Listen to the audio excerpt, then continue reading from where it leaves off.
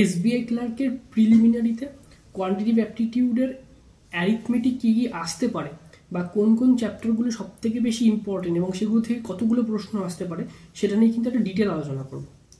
তো যারা SBI ক্লার্কের quantitative aptitude নিয়ে যারা কনফিউশনে রয়েছে যে কী কী প্রশ্ন আসবে বা কতটা কি তার লেভেল থাকতে পারে, কতটা হার্ড থাকতে পারে, সেগুলো নিয়ে যারা কনফিউশনে আছে তারা কিন্তু এই সিঙ্গেল ভিডিওর মাধ্যমে কিন্তু উত্তরগুলো পেয়ে যাবে।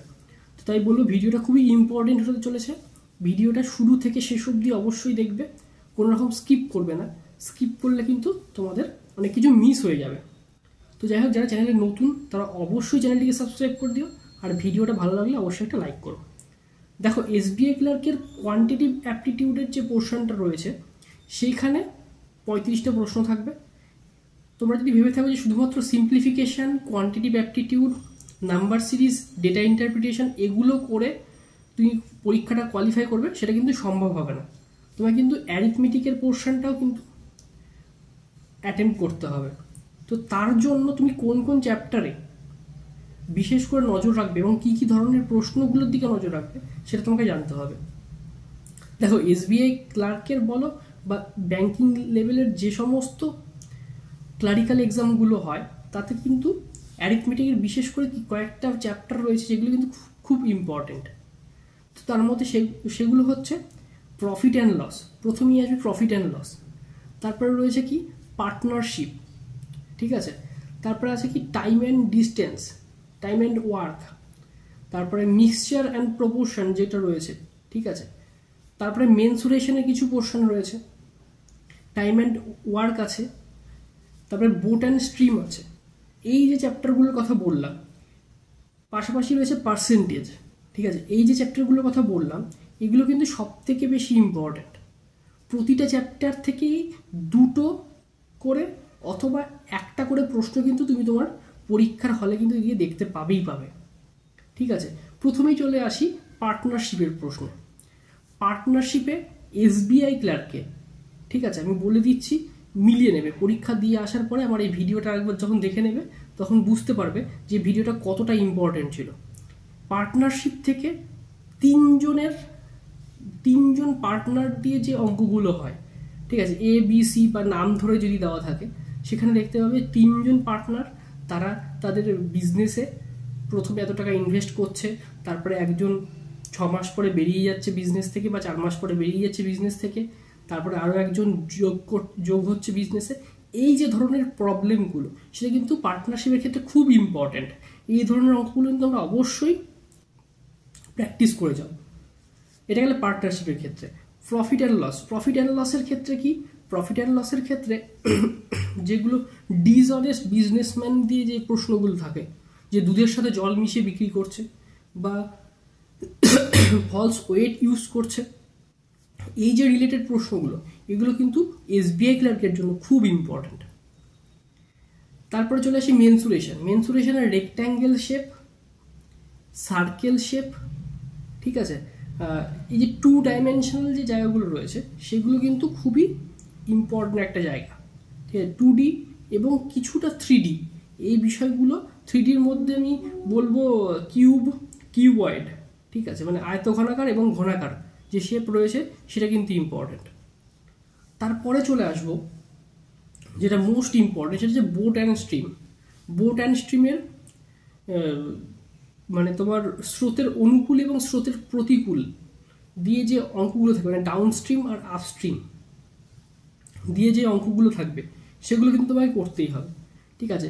ইজি থাকে, 2 থেকে 3টে মাত্র ফর্মুলা দিয়ে কিন্তু সমস্ত অঙ্কগুলো কিন্তু সলভ হয়, ঠিক আছে।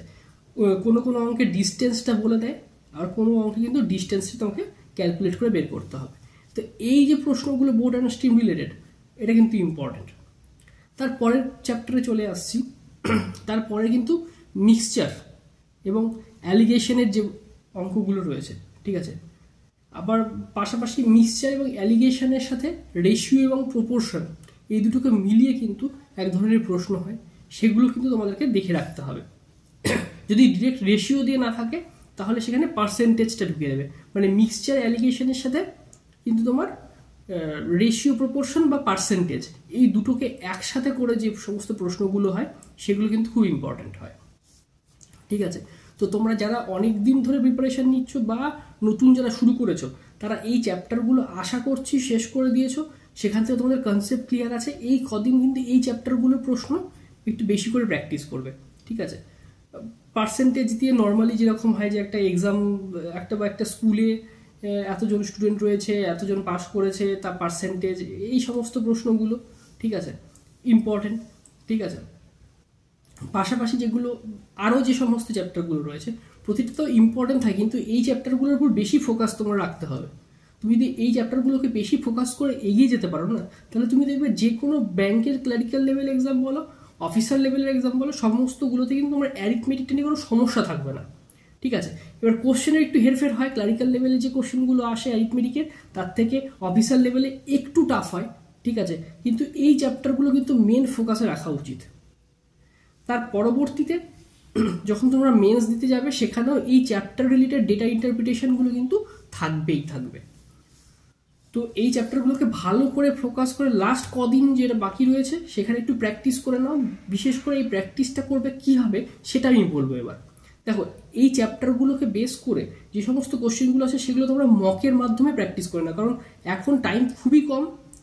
ঠিক আছে, সেক্ষেত্রে তুমি ইন্ডিভিজুয়ালি প্র্যাকটিস বা তুমি কোনো কোশ্চেন পেপার তুলে নিয়ে প্র্যাকটিস করতে পারবে না। তাই জন্য আমি বলবো মকের মাধ্যমে, মক তোমরা যেভাবে দিচ্ছ সেক্ষেত্রে এই চ্যাপ্টারগুলো থেকে যে সমস্ত প্রশ্নগুলো আছে সেগুলোকে বারবার প্র্যাকটিস করো। ঠিক আছে, বারবার একই প্রশ্ন প্র্যাকটিস করার ফলেও কিন্তু তোমাদের ইম্প্রুভমেন্ট হবে, কারণ তখন তুমি দেখবে এই পরীক্ষায় দিতে গিয়ে এই সমস্ত প্রশ্নগুলো যখন তুমি দেখতে পাবে তখন তাড়াতাড়ি তোমাদের মাথায় কিন্তু স্ট্রাইক করবে যে কীভাবে করতে হবে, এবং তখন কিন্তু তোমরা তাড়াতাড়ি সলভ করতে পারবে। ঠিক আছে, এখন নতুন করে প্র্যাকটিস করার কিছু দরকার নেই, শুধুমাত্র মকের মাধ্যমে এগুলো প্র্যাকটিস করে যাও। তো যাই হোক, ভিডিওটাকে অতিরিক্ত বড় করব না, তো এটুকুই বিশেষ বলার ছিল যে অ্যারিথমেটিক কোন কোন টাইপের আসতে চলেছে। ঠিক আছে, তোমরা পরীক্ষা দিয়ে এসে মিলিয়ে নেবে যে আমি যে যে চ্যাপ্টারগুলোর কথা বললাম সেগুলো কিন্তু সব থেকে বেশি ইম্পর্টেন্ট হয়ে দাঁড়াবে।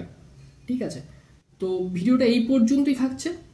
ভিডিওটা ভালো লাগলে অবশ্যই একটা লাইক করে দিও, আর চ্যানেলে নতুন হলে চ্যানেলটাকে সাবস্ক্রাইব করে দিও। আর ভিডিওর কমেন্ট সেকশনে জানাবে তোমাদের প্রিপারেশনটা এখন কেমন রয়েছে। তো অবশ্যই দেখা হবে নেক্সট ভিডিওতে।